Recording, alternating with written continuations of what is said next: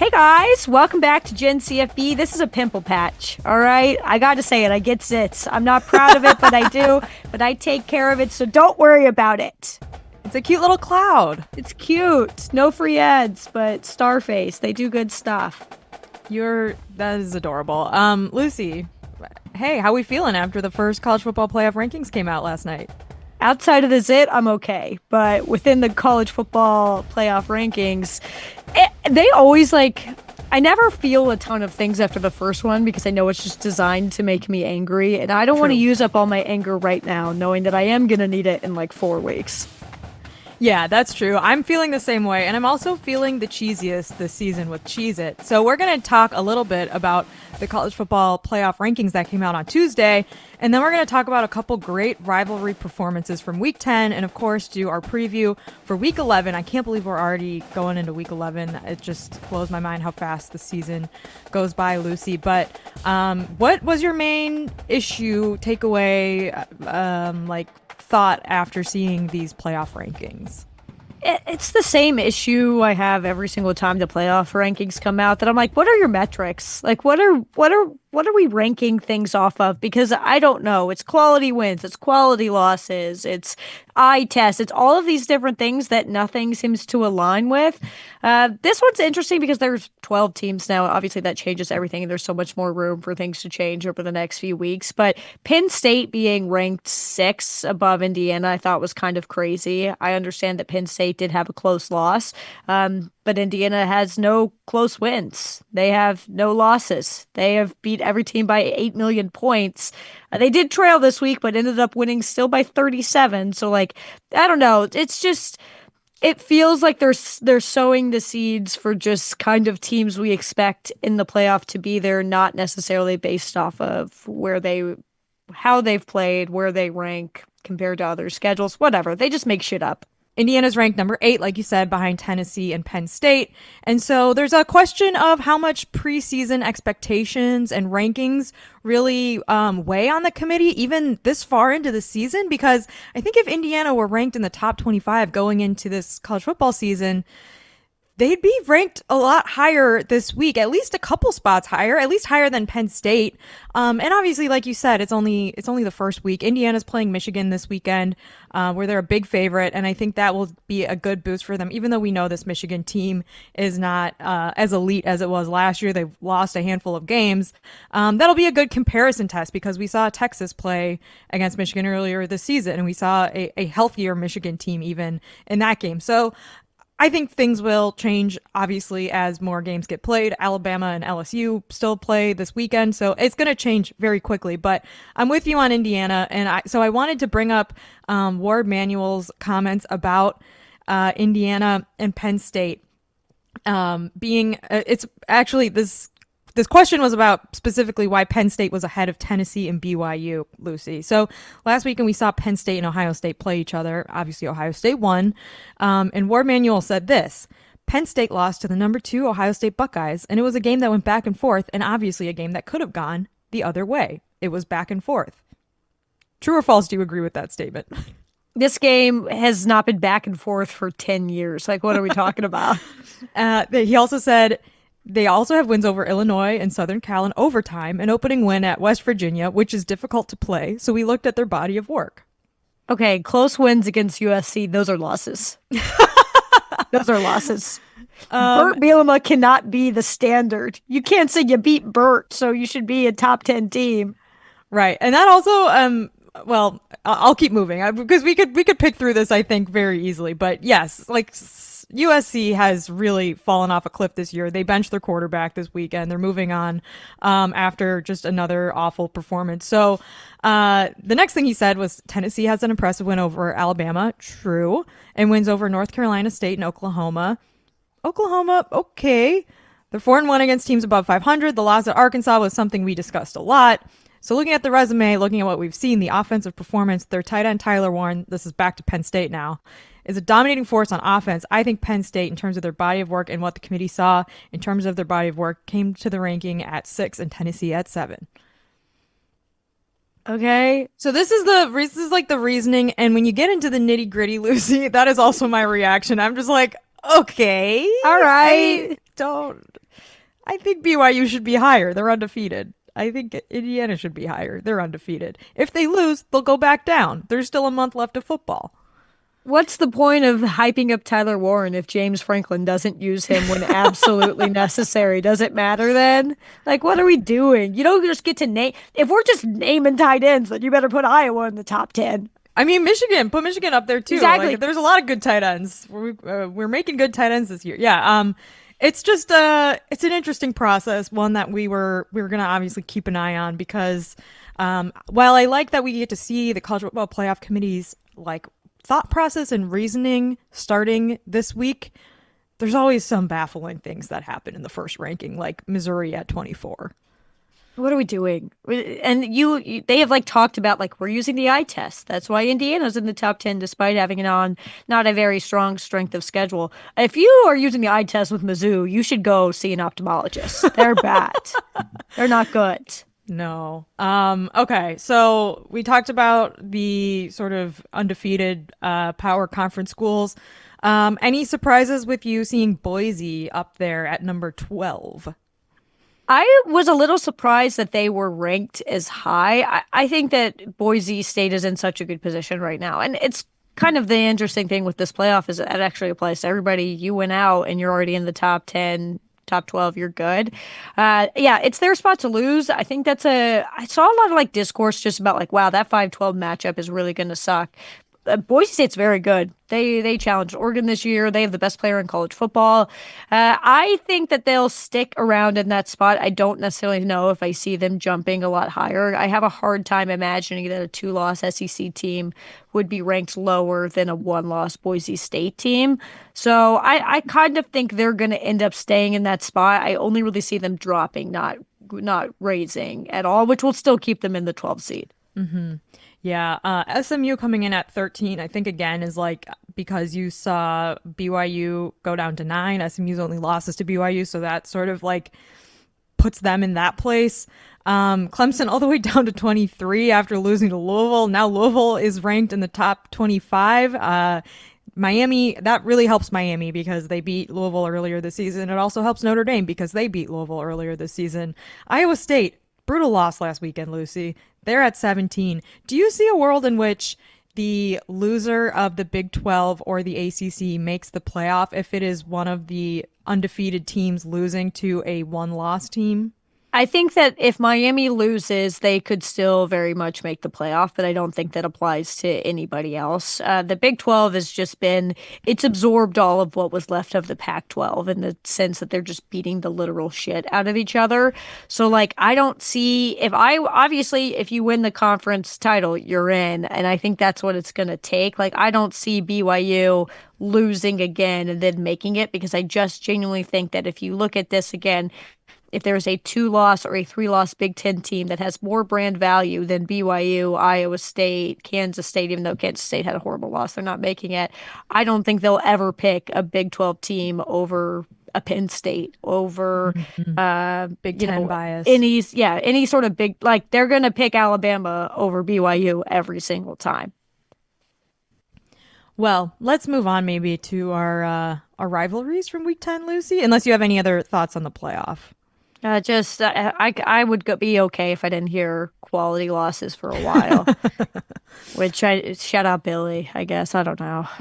Oh yeah, that was a big Billy Gill thing with the NFL. But yeah, we're gonna talk a little bit about what happened last weekend now. This is sort of a crossover topic. Vandy versus the College Football Playoff Committee, Lucy.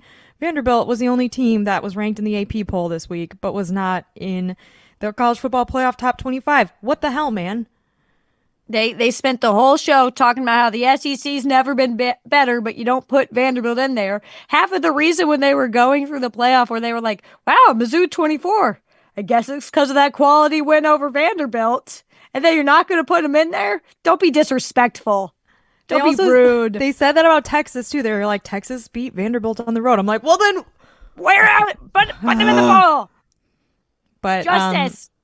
Vanderbilt obviously coming off of a great win over Auburn this past weekend, which is another big rivalry from Week 10. Diego Pavia versus Hugh Freeze. Lucy, what's going on? I don't know if you can call it a rivalry because that would require Hugh Freeze to win against Diego Pavia ever, and that has not happened. He is 0-3 against our superhero savior of college football, Diego Pavia. He beat him or Diego Pavia won while at New Mexico State over both Liberty and Auburn. And then this weekend, Vanderbilt beat Auburn, I believe, at Auburn, which has pushed Hugh Freeze to a worse record than Brian Harsin had, but they're not ready for that conversation quite yet. Yeah, this isn't even a rivalry. Look, An ass kicking. this is an ass kicking, and it's one we like to see. And I think it's really disgusting of the College Football Playoff Selection Committee to not acknowledge it. Yeah, I agree with you. We need to respect Vanderbilt. People are like, "Oh, Cal is only 6 points away from being undefeated." Well, what about Vanderbilt? They What about lost. Vanderbilt? They lost their games by some pretty small margins, and so they should be. I mean, not that Cal is ranked either, as they shouldn't be. They lost to Florida State. But anyways, I digress. There was a little bit of a frosty handshake, maybe a budding South Florida rivalry this past week. It was one of the weekday games. I think it was Friday night. Might have been Thursday night. I can't even remember. All the days blend together right now. But Alex Golish and Tom Herman with an icy, frosty, no handshake thing after USF and FAU played. Lucy, what? Is this a budding rivalry now? I think it's a rivalry between the two coaches, not between the two schools. This game was a blowout. So my understanding of this situation was the handshake happened. We'll have a video. I'll narrate it for you. And then so Alex Golish ignored Tom Herman as he went for the handshake, and then Tom Herman followed him back and was like tapping him and whatever. Yeah. And so this is in relation to USF beat the literal shit out of FAU this weekend. They crushed them. They won by double digits. 44 to 21. Yes. And USF decided to go for two when they clearly didn't need to do that. However, reverse Uno card, this happened last year in the same situation, but FAU under Tom Herman decided to go for an onside kick when it was unnecessary. So it was just a little bit of like back and forth. I think it's valid. If you can't if you don't dish it if you can't take it. I heard that Tom Herman or one of his staff members had made a mean comment about USF in the offseason, which I couldn't find. But yeah, like you said, there was a big like, I want to shake your hand moment on the field post game that was very funny.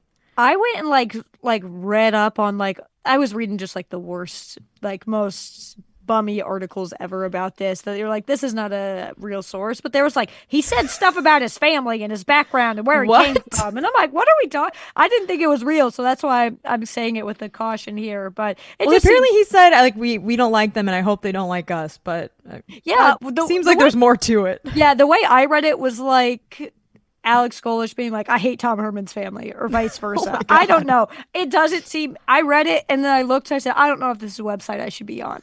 I think I'm gonna need to take my MacBook to Apple Care after visiting this website. Again? So again, my laptop shattered internally, and I have a zit. I've just been going through a lot recently. Oh, Lucy. It's okay. Everything's cool. Don't worry. At least our country's in a good spot.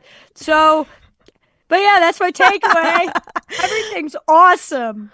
Well, we already mentioned a little bit about Penn State and Ohio State. There was another budding rivalry. This has been ongoing for a couple years now. Penn State fans versus James Franklin. Now, I know that there's a lot of Penn State fans that are like, James Franklin's done great things to this program, and we're actually in a really good spot, even though we can literally never beat Ohio State. Like, this is the right coach for us. He's done good things here. There's also a lot of Penn State fans that were heckling James Franklin after the Ohio State game. Lucy, break this down for us. There were definitely more heckling than not. So this was the game we were at, and obviously the game ends, and I look over by the student section, and Texas has started just the nastiest trend. Everybody's throwing trash. So all the Penn State fans are throwing water bottles and trash onto the field. They go over the PA, and they're like, hey, stop throwing trash. That's not allowed. Okay, people are starting to leave the stadium, and then they're like, well, thank you guys for coming out, blah, blah, blah. You guys can tune in to the James Franklin radio show. And the second that they said James Franklin, it was the loudest I heard the stadium the whole day. Just a barrage of boos. We tried to make our way into the locker room, which, by the way, Penn State's locker room, like, fans like can wait outside of it because it's how they have to like get through the stadium. So like there are fans being held off. There's a lot of people there. James Franklin ends up getting an interaction with a fan in the stands who is, telling him he sucks or whatever. And James Franklin's like, tell me your name. If you're going to say it, be bold enough to tell me your name. Which, like, most of the time I'm all for like, hey, if you're gonna say something shitty, you should be held accountable for it. But like, I don't know if this was the right time and place for that, James. I feel like maybe we could Just have ignore looked. it. Yeah, maybe we could have just left this. But the kid just turned around. It didn't tell him his name. Also, just lie, say a fake name, just Seymour Butts or whatever, and then bam, you got James Franklin so Seymour mad. Wiener. There we go. Mets fan Uh, legend. Yeah, oh man. Yeah, it was it's not a great moment. And then as he walked into the locker room, as that happened, there are all these fans lined up, and they were all chanting "Fire Franklin" as he walked by. Ooh. Like it was like a public just stoning in a sense, which I would normally feel bad for him. However, Penn State fans have watched that game 8 times in a row, and it's played out exactly the same, and it's mind-boggling. It's Man, mind-boggling. and so have we, college football fans. And I'm sick of it. I'm boycotting Penn State, Ohio State until Penn State wins that series. I'm over it. One other or two other nice little rivalry moments this weekend, Lucy. Shane Beamer versus a random SEC team in the top 10 on a random night on a random season in college football. How does he keep pulling this off? It's got to make Penn State fans so mad to be like, how do you get to do this once a year? What do you mean you get to beat a top 10 team once a year? That can't be allowed. Yeah, South Carolina has really taken on what like Purdue sort of was to the Big Ten for a few years, where they're like, you don't want to see him. You don't know what you're going to get, which they played incredibly well. I think what was so insane about this game, this win over A&M, was that they dominated. It wasn't a close game by any means. Like the score was closer than it actually was. Looks like a great atmosphere. Made me sad that I didn't get to go to the night game and I went to the day game where You they could have climbed lost. over the hedges. I know it looked cool. It made me so sad because I was like, why did you guys not do this against Ole Miss? I would have had way more fun. But Yeah, because they insane lost win because they lost. by But a lot. yeah, and then Shane Beamer brought his wife into the locker room and they sang her a song. And he seems just like a real fun, cool guy. So yeah, South Carolina just has this energy. They did the same thing to Tennessee a few years ago. They used to do this to Georgia all the time. They're just like, we may not have the best season ever, but we'll Gotcha. ruin yours. Yeah, their defense outplayed Texas A&M's defense, and Texas A&M just like they couldn't stop South Carolina. That was a really fun one. Before we move on to our Week 11 preview, Lucy, do you want to talk about Pitt and Iowa State fans versus the AP poll, Mike Norvell versus 2024, or Clemson fans versus other Clemson fans? That's tough. Oh, well, I always like talking about how Florida State has won one game this season, which is not good. That's bad. Carolina beat them this weekend. Shout out Taylor. I think I want to go Pitt and Iowa State fans versus the AP poll. Not very happy campers, especially Iowa State fans. I'm on that side of Twitter. They were like, we shouldn't be 11 sharing a spot with Clemson. We're better than Clemson. We should be number one. We're the number one team in the world. We haven't lost. And then they lost. Yep. I saw a lot of Pitt and Iowa State fans last week when they were both undefeated, really mad at the AP poll voters, and then both proceeded to lose, which then, I mean, it goes to show you, Lucy, even if you're ranked, even if you're undefeated, it's hard to go undefeated in a college football season. It's hard to win games, and now we're entering November, which is when it gets even harder. There's going to be weather at play.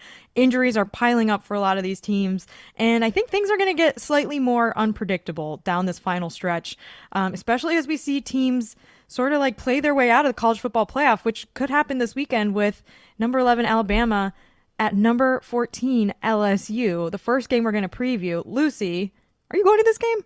I am going to this game. Woohoo! I am very, very excited. Thank God you said yes. I wasn't sure. know. And then I asked and I was like, this is going to be so awkward if she says no. It's happened so many times. LSU said yes. We're going to Death Valley. I'm so excited. This week 11 is going to be great, and it is brought to you by Hampton Farms Peanuts. Get nutty with Hampton Farms Peanuts, the official snack nut of the tailgate. I know they're going to have Hampton Farm Peanuts at LSU. They tailgate so well. There's no way they wouldn't have them there. Yes, you're 100% right. They have the spicy ones too. Oh, I love the So spicy ones. Those are the best. I don't LSU know if I'm coming allowed to off. say that. No, you are. I think we've said that in every episode that we've They're the had best. Hampton Farm sponsor. They're the best. Well, LSU's coming off a bye. We're going to find out if they were able to fix their QB run game.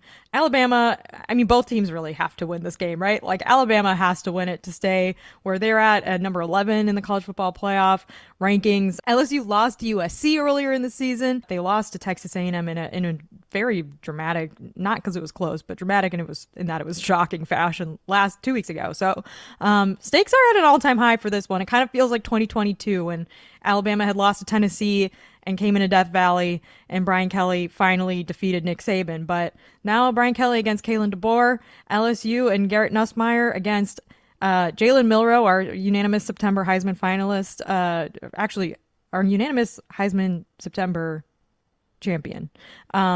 Lucy, I'm picking Alabama to win this game, but I don't feel good about it. I'm picking LSU, not confidently.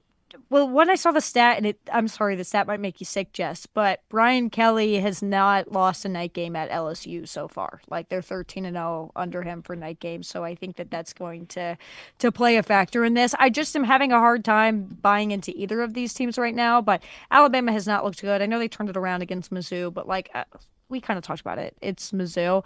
This is a playoff elimination game, which is kind of crazy. I think LSU is going to win because I think Alabama really doesn't have anything sort of figured out. Their identity isn't clear right now. Their defense isn't clear right now.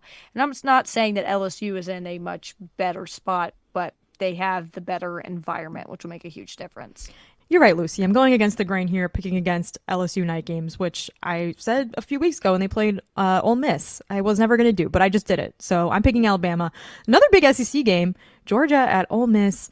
Carson Beck. What's going on with Carson Beck? He is throwing picks left. He is throwing picks right. He is a turnover machine right now. And Ole Miss defense, they're pretty good against the pass, Lucy. I don't feel very good about Carson Beck not turning the ball over right now.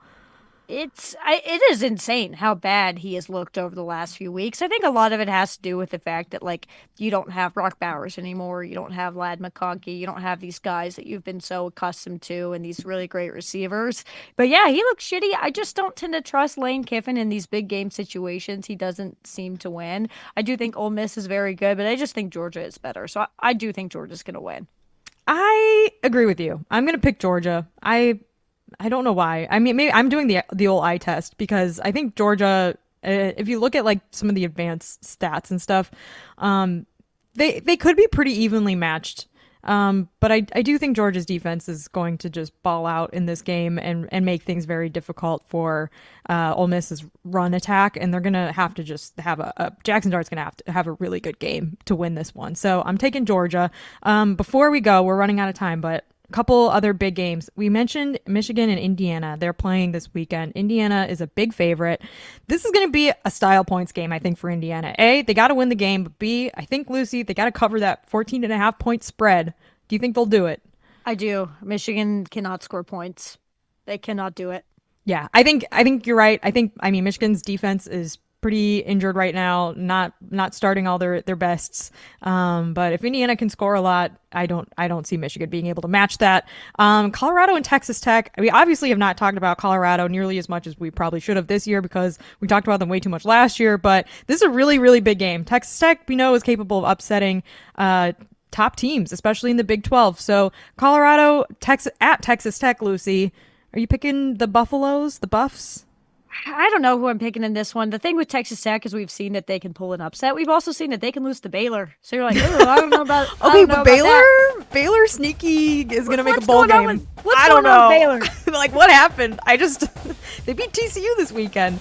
There's too much happening. There's too much going on. I agree with you. I'm going to stay away from this one. I'm leaning towards Colorado, but games in Lubbock always are weird. Something is always off. Man, I was just reveling in the graphic of Baker Mayfield versus Pat Mahomes that was on Monday Night Football this week, where they showed how many offensive yards and pass attempts and touchdowns they scored in that game from 2016. And I was just staring at Patrick Mahomes with 88 pass attempts. Man, I miss the old Big 12. Those were the good old days. Bring it back. Bring it back. All right, Lucy. South Carolina at Vanderbilt. Any chance Vandy pulls off another big upset? I think Vanderbilt will win. I think South Carolina used a lot of their juju last week. They don't tend to do it back to back. They get like the one and it's awesome, and they're like, all right, well, we did it. Check that box. Let's go to the Mayo Bowl. I'm leaning Vanderbilt on this one. It's also at home for Vandy. Me too. And I'm wearing my brand new Vanderbilt dad shirt, courtesy of Lehman. So, I hopped on the Vandy bandwagon. So what? What are you gonna do? Anchor down. Go Doors, I think. Yeah.